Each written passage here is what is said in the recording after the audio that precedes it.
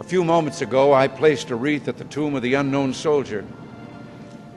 And as I stepped back and stood during the moment of silence that followed, I said a small prayer.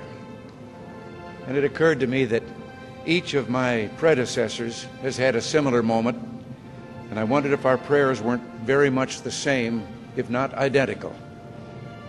We celebrate Veterans Day on the anniversary of the armistice that ended World War I, the armistice that began on the 11th hour of the 11th day of the 11th month. And I wonder, in fact, if all Americans' prayers aren't the same as those I mentioned a moment ago. For all we can ever do for our heroes is remember them and remember what they did, and memories are transmitted through words. We see these soldiers in our mind as old and wise. We see them as something like the founding fathers, grave and gray-haired. But most of them were boys when they died, and they gave up two lives, the one they were living and the one they would have lived. When they died, they gave up their chance to be husbands and fathers and grandfathers. They gave up their chance to be revered old men. They gave up everything for our country, for us. And all we can do is remember. There's always someone who is remembering for us. No matter what time of year it is or what time of day, there are always people who come to this cemetery, leave a flag or a flower or a little rock on a headstone. And they stop and bow their heads and communicate what they wished to communicate.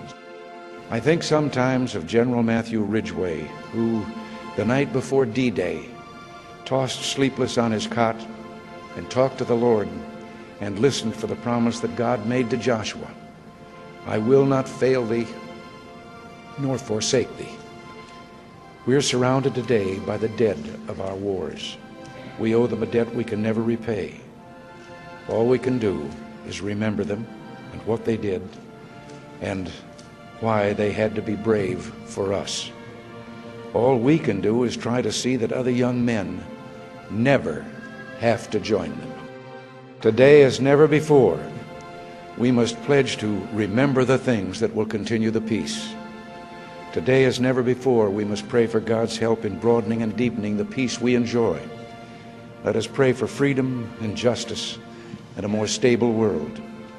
And let us make a compact today with the dead, a promise in the words for which General Ridgway listened: I will not fail thee nor forsake thee.